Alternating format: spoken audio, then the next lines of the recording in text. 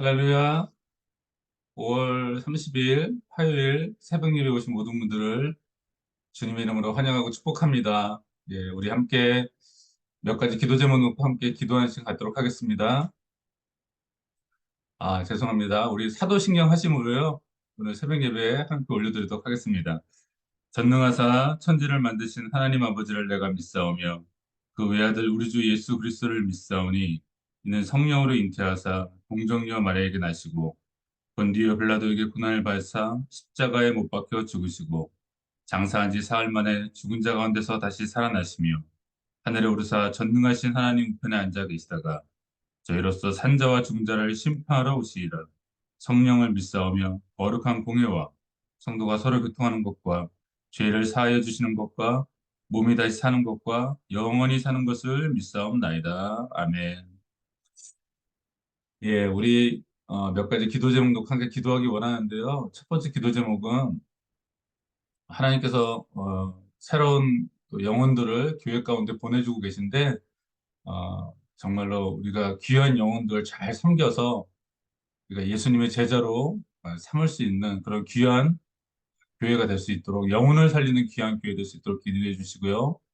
우리 창립 29주년 기념 부흥회와 4대 담임 목사님 취임 예배가 이제 얼마 남지 않았습니다. 그 준비하는 손길들 가운데 주님이 붙잡아 주셔서 우리가 한 마음으로 기도로서 잘 준비할 수 있게 기도해 주시고요. 또 우리 주강사이신 신명철 선교사님과 또 귀한 찬양으로 인도해 주신 우리 김영준 목사님 위해서 기도해 주시고 또 마지막으로 우리 김성계 담임 목사님 계속적으로 건강을 위해서 기도해 주시고 또 영적인 강건함을 위해서 우리 시간 함께 기도하도록 하겠습니다.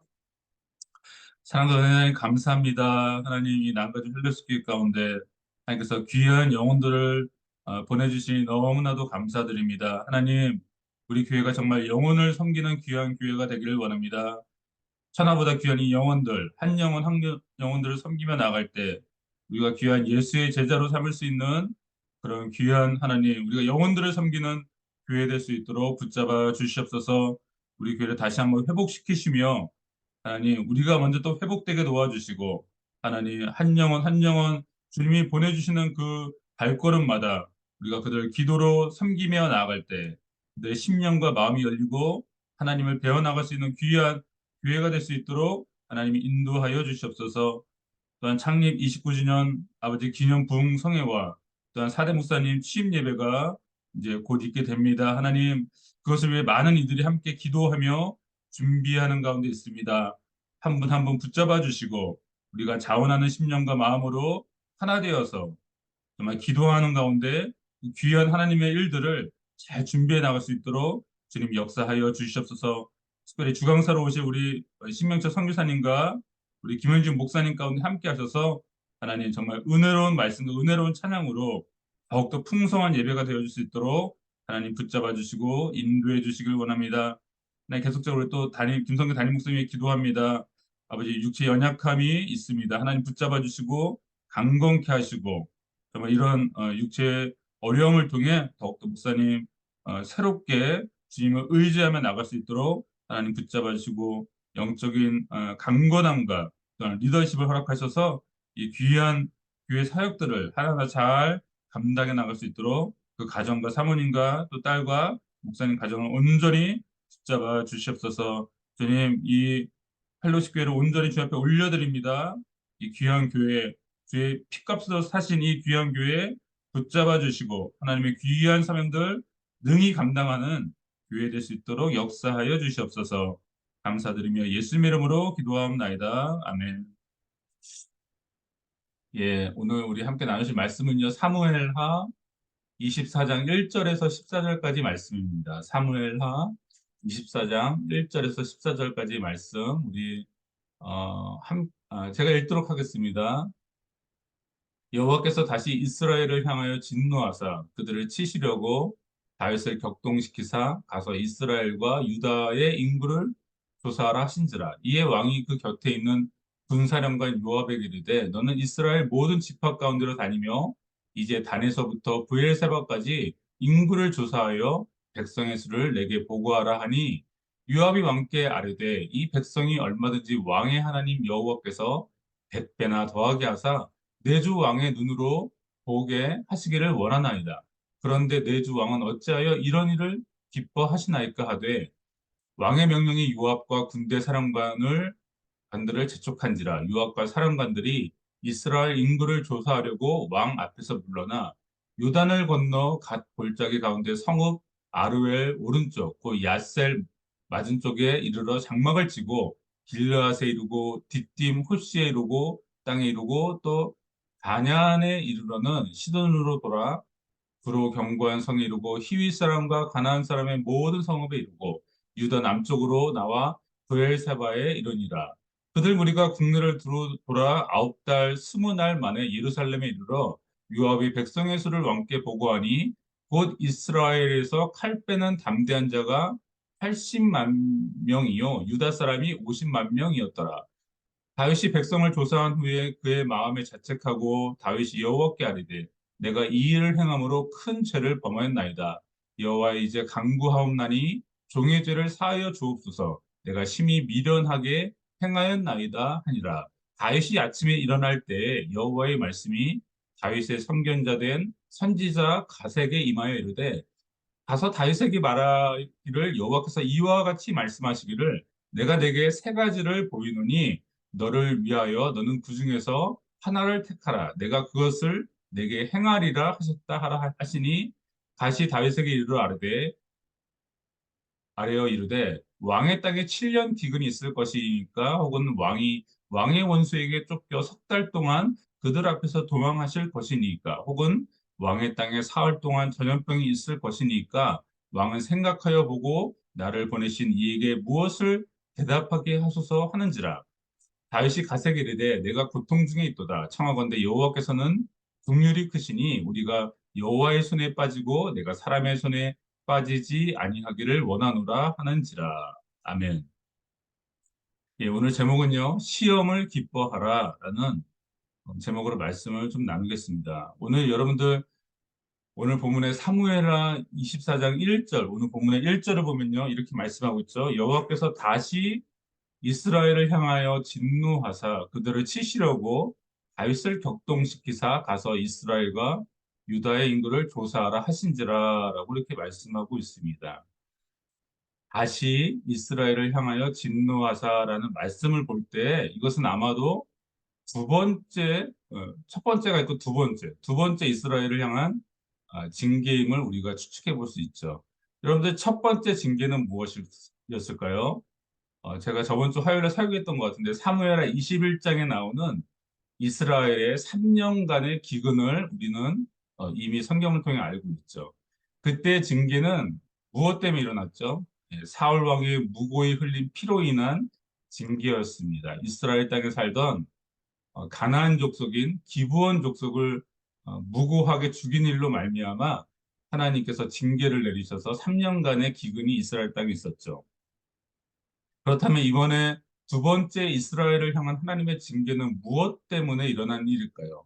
아마도 성경학자들은 추측하기를 압살롬의 반역과 또 이 압살롬과 다윗이 다시 예루살렘 성에 재입성하기 직전에 어떤 일이 있었죠? 불량되었던 이 세바의 반란이 있었습니다. 이 반란 때에 이스라엘 백성이 어떻게 했죠? 하나님의 기름 부음을 받은 다윗 왕을 쫓지 아니하고 압살롬과 세바를 쫓았던 이 이스라엘의 반역에 대한 심판으로 이 두 번째 심판이 지금 임하고 있다고 성경학자들은 보고 있습니다. 여러분들 하나님의 기름 부음을 받았다는 것은 하나님의 대리인이라는 의미이죠. 즉 기름 부음을 받은 다윗 왕을 배척하고 또 다른 리더를 이스라엘이 쫓았다는 것은 바로 하나님의 권위를 인정하지 않고 하나님을 배척한 것과 같은 것이기에 이 지금 두 번째 이스라엘을 향한 다시 하나님께서 이스라엘을 향해서 어, 그 징계를 심판하시기 위해서 지금 이 일이 오게 되었다는 것입니다. 그런데 여러분들 우리가 한 가지 조금은 이해하기 어려운 부분은요. 오늘 읽었던 그 1절 말씀에 하나님께서 이스라엘을 심판하시기 위해 다윗을 격동시키셨다라는 그런 구절이 나옵니다. 아니 그냥 이스라엘만 심판하면 하시면 될 텐데 왜 굳이 다윗을 격동케 하여서 그의 마음을 이렇게 유동하게 하여서 다윗으로 하여금 인구 조사를 하는 죄를 짓게 하여 이스라엘을 심판하시는 하나님을 보게 된다는 것입니다. 여러분들 우리가 때로 성경을 읽다 보면요. 참 우리의 상식으로 이해하기 어려운 많은 부분들을 우리가 접하게 된다는 것이죠. 예를 들어서 욥의 고난을 우리가 볼 때도요. 어, 참 상식적으로 이해하기 어려운 부분들이 참으로 많다는 것입니다. 욥은 그 당시 어땠죠? 욥은 아마도 그 아브라함이 살던 그 시대의 동시대의 인물로 우리가 보고 있는데요. 욥은 그 시대에 어땠습니까? 온전하고 정직하여 하나님을 경외하며 악에서 떠난 자였습니다. 근데 왜 하나님께서는 욥에게 그런 고난을 주시는지 사실은 우리의 상식적인 우리 인간의 이해 안에서는요. 그것을 이해하기 어려운 많은 부분들이 있다는 것이죠. 그러나 우리가 하나님의 절대 주권이라는 부분을 이해하게 될 때 우리는 욥의 이 고난도 이해할 수 있게 된다는 것입니다. 살리기도 하시고 죽이기도 하시는 하나님, 흥하게도 하시고 망하게도 하실 수 있는 하나님, 인간 세상의 희노애락, 생로병사의 모든 것을 주관하시는 하나님을 알게 될 때 우리는 이 욥의 이해할 수 없는 고난도 그 모든 것을 나중에는 이해할 수 있게 된다는 것이죠. 욥과 세 친구가 서로 변론하고 다툴 때 어떡하죠? 하나님께서 폭풍우 가운데 나타나셔서 욥과 세 친구에게 이렇게 말씀하시죠. 욥기서 38장 1절에서 4절 보면 이렇게 말씀하고 있습니다. 그때 여호와께서 폭풍우 가운데서 욥에게 말씀하여 이르시되 무지한 말로 생각을 어둡게 하는 자가 누구냐? 너는 대장부처럼 허리를 묶고 내가 내게 묻는 것을 대답할지니라. 내가 땅에 기초를 놓을 때 내가 어디 있었느냐? 내가 깨달아 알았거든 말할지니라라고 이렇게 하나님이 말씀을 시작하십니다. 그러면서 몇 장에 이르면서 계속 하나님께서 말씀하시죠. 내가 땅에 기초를 놓을 때 내가 어디 있었느냐? 여러분들 하나님께서 여러분들에게 내가 땅에 기초를 놓을 때 내가 어디 있었느냐라고 물어볼 때 여러분들은 무엇이라고 대답하시겠습니까? 그 한마디에 욥과 세 친구뿐만 아니라 우리 모두 다 하나님께 담대하게 대답할 수 있는 인생은 아무도 없다는 것입니다. 다 유구무원할 수밖에 없다는 것이죠. 하나님의 절대 주권과 권능 앞에 우리들은 압도되어서 어, 그냥 죽어 마땅한 죄인으로밖에 나타날 수밖에 없다는 것입니다. 결국 하나님의 모든 말씀을 들은 욥은 무엇이라고 고백합니까? 욥기서 42장 1절에서 6절을 보면 욥은 이렇게 대답합니다. 욥이 여호와께 대답하여 이르되 주께서는 못하실 일이 없사오며 무슨 계획이든지 못 이루실 것이 없는 줄 아오니 무지한 말로 이치를 가린 자가 누구이니까 나는 깨달지도 못한 일을 말하였고 스스로 알 수도 없고 헤아리기도 어려운 일을 말하였나이다. 내가 말하겠사오니 주는 들으시고 내가 주께 묻겠사오니 주여 내게 알게 하옵소서. 내가 주께 대하여 귀로 듣기만 하였사오나 이제는 눈으로 주를 배움나이다. 그러므로 내가 스스로 거두어들이고 티끌과 재 가운데서 회개하나이다라고 고백하는 것을 보게 된다는 것입니다. 욥은 하나님을 만났을 때, 하나님의 모든 말씀을 들었을 때, 하나님, 내가 지은 죄가 없는데 내가 왜 고난을 당해야 합니까? 라는 원망과 항변 대신 그 인생의 그 궁금증에 대해서 하나님께 원망하며 물어보는 대신 뭐라고 말한다는 것입니까? 하나님의 모든 음성을 듣고 나서 티끌과 재 가운데서 내가 회개하나이다라고 고백하는 것을 보게 된다는 것입니다. 결국 하나님께서 하시는 모든 일은 불의가 없으시고 완전한 하나님의 섭리와 계획 가운데 하나님의 절대 주권만 남게 된다는 것을 우리가 보게 된다는 것이죠. 예. 죄를 지으면 벌을 받고 의로운 일을 행하면 복을 받는다는 그런 우리의 일반적인 상식을 뛰어넘으시는 그 절대 주권의 하나님을 발견하게 된다는 것입니다. 그런 의미에서 본다면 오늘 본문에서요, 여러분들 하나님께서 지금 이 다윗을 격동케 하셔서 인구 조사를 하는 죄를 짓게 하셔서 이스라엘을 심판하시는 어찌 보면 좀 이상해 보이는 이런 하나님의 일도요, 하나님의 절대 주권과 섭리 안에 있는 일임을 우리가 이해하게 될 때 전혀 이상하지 않은 일일 수 있다는 것이죠.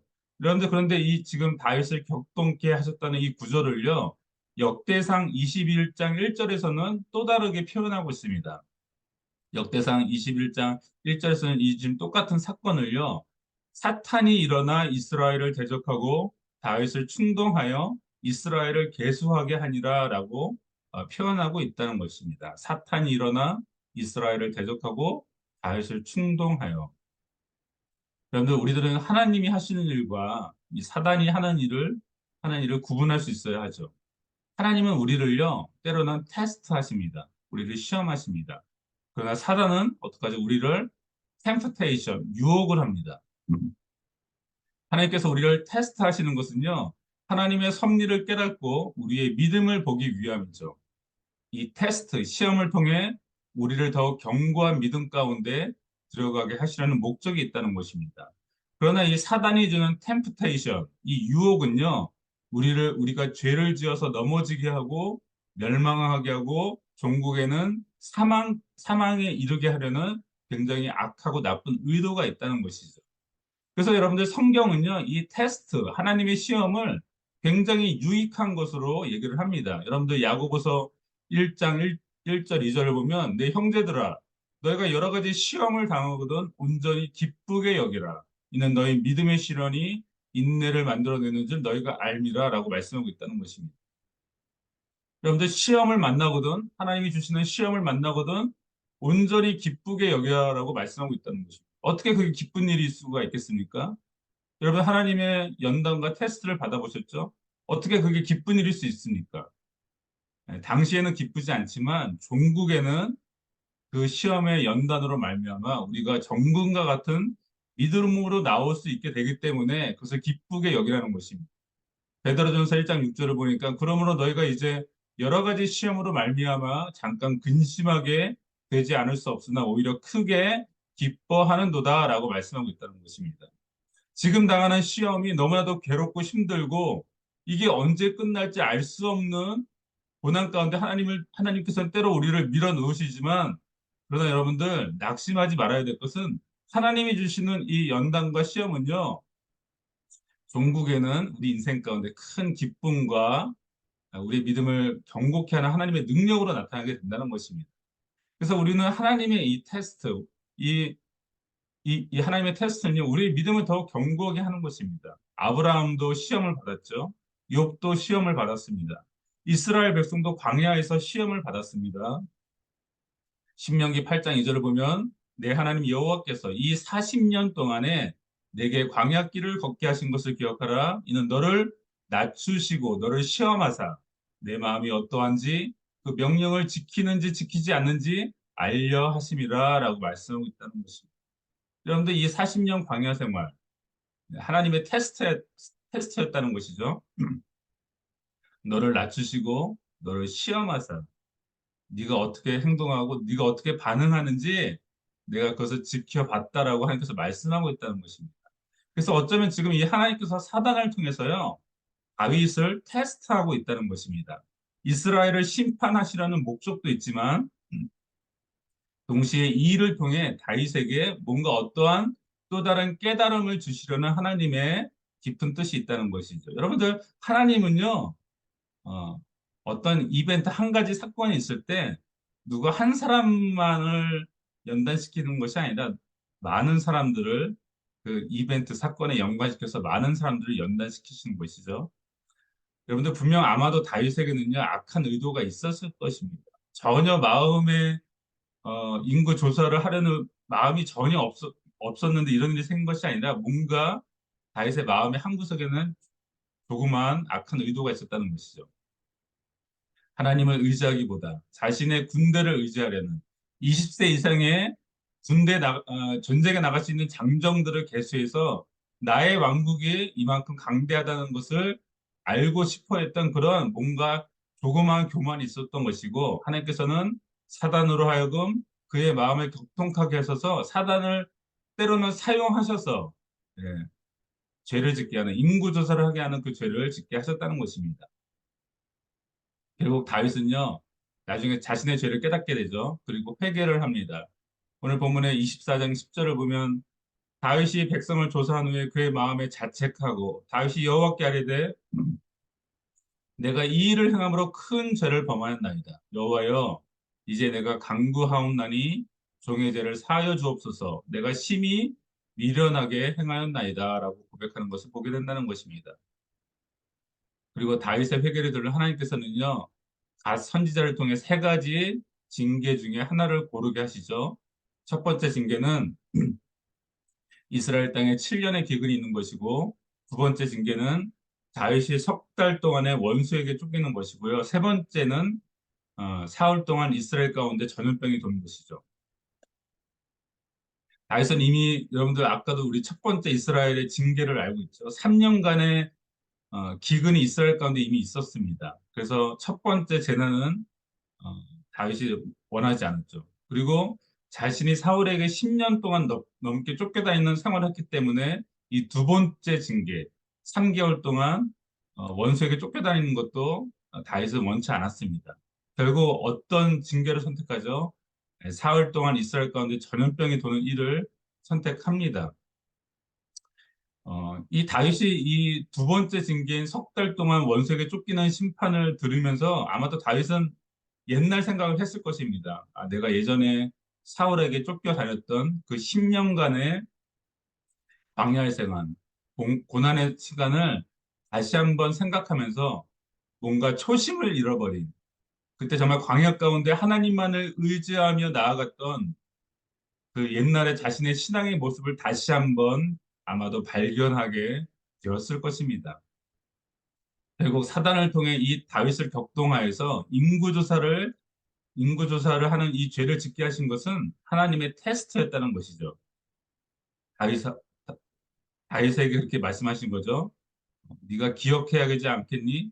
네가 예전에 목동되었을 때 들에서 양떼나 치던 어린 목동이었던 내가 너를 기름 부어서 이스라엘의 왕으로 삼으신 그 하나님의 은혜를 잊지 말고 다시 기억하여라라는 그 하나님의 어, 음성을 다시 한번 아마도 다윗은 듣게 되었을 것이라는 것입니다. 결국 이스라엘은 하나님이 세우신 이 다윗을 반역했던 죄로 인해 7만 명이나 죽게 되는 심판을 당하게 됩니다. 그리고 다윗은 이 일로 인해 양떼나 치던 어린 목동이었던 자신을 왕으로 세워주신 하나님의 은혜를 다시 한번 기억하며 하나님을 더욱더 신뢰하는 다짐을 하게 되었을 것이라는 것입니다. 여러분들 우리가 인생을 살다 보면요. 때때로 우리 가운데 이해할 수 없는 많은 일들을 겪게 됩니다. 그런 믿음의 시험을 겪게 될 때가 많죠. 때로 보면요. 참 믿음 좋고 신실하신 정말 하나님을 위해 평생을 헌신하신 선교사님들이 때로는 여러 가지 일로 고난당한 것을 보게 됩니다. 때로는 그렇게 신실하신 목회자들, 목사님들이 알 수 없는 고난을 당하는 것을 보게 된다는 것이죠. 때로는 교회에서 너무나도 신실하게 하나님을 섬기는 성도님들이 우리가 알 수도 없고 이해할 수 없는 큰 고난 가운데 빠지는 것을 우리가 때로는 보게 된다는 것입니다. 여러분들, 그러나 우리가 그런 상황 가운데서도요, 분명히 알아야 하는 것은요, 하나님은 우리를 템프테이션, 우리를 유혹하여서 멸망시키는 분이 아니라 우리를 테스트하여서 우리의 믿음을 단련하고 정금과 같은 하나님의 사람으로 다듬어 가시는 좋으신 하나님이라는 사실을 우리가 반드시 믿어야만 한다는 것입니다. 그 테스트를 통하여서 우리는 더욱더 굳건한 믿음, 종국에는 그 시험으로 말미암아 우리가 기뻐하며 감사할 수 있는 때가 분명 우리의 인생 가운데 오게 된다는 것을 우리가 반드시 기억하고 잊지 말아야만 한다는 것입니다.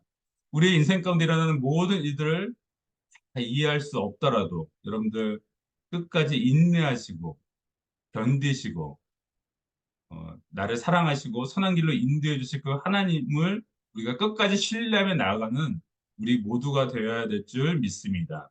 그 절대 주권의 하나님, 그 은혜의 하나님을 오늘도 기억하시고 과거에 내가 고난당하고 하나님의 테스트를 당할 때 나를 도와줬던 그 하나님을 다시 한번 다윗과 같이 오늘 기억할 수 있는, 그래서 그 하나님만을 섬기겠다는 결단을 하며 나아가는 저와 여러분들의 삶이 되기를 간절히 소원합니다.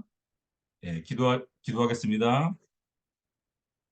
하나님, 감사합니다. 때로는 우리 인생 가운데 알 수 없는 수많은 일들이 벌어질 때 우리가 때로는 하나님을 원망하고 주님, 내가 주님을 위해 평생 헌신하며 살았는데 왜 나의 삶 가운데 이런 일이 일어나야만 합니까? 라고 원망할 때도 있지만, 그러나 성경은 분명 말씀하시는 것은 이 시험을 통과하고 나서 너희가 반드시 이 일로 말미암아 기뻐할 날이 올 것이라고 말씀하시는 하나님의 음성을 듣게 하시니 감사합니다. 하나님 그 고난과 광야 가운데 길을 걷고 있는 분들이 분명 우리 가운데 있는 줄 믿습니다. 하나님 우리가 끝까지 견디게 하시고 이 시험을 이기게 하시고 주님 그 믿음을 붙잡아 주셔서 우리가 종국에는 기쁨으로 이 모든 것을 받아들일 수 있는 또 우리가 해석하고 이해할 수 있는 날들이 올 수 있도록 하나님 우리 한 사람 한 사람 믿음을 붙잡아 주시고 우리 헬로십 교회 모든 성도님들 이 주님의 능력과 우리가 절대 주권 앞에 복종하며 나가는 우리 모두가 될 수 있도록 하나님의 행하셨던 그 은혜를 잊지 않고 기억하는 오늘 이 하루가 될 수 있도록 붙잡아 주시옵소서. 감사드리며 예수님의 이름으로 기도하옵나이다. 아멘. 네, 우리 주기도문 하심을 오늘 새벽 예배 마치도록 하겠습니다. 하늘에 계신 우리 아버지여 이름이 거룩히 여김을 받으시오며 나라가 임하옵시오며 뜻이 하늘에서 이루어진 것 같이 땅에서도 이루어지이다. 오늘날 우리에게 일용할 양식을 주옵시고 우리가 우리에게 죄 지은 자를 사하여 준 것 같이 우리의 죄를 사하여 주옵시고 우리를 시험에 들게 하지 마옵시고 다만 악에서 구하옵소서. 대개 나라와 권세와 영광이 아버지께 영원히 있사옵나이다. 아멘. 예, 오늘도 승리하시고 주말 승리하시고 복된 하루 보내시고 또 우리 예, 내일 새벽에 또 뵙도록 하겠습니다. 감사합니다. 축복합니다.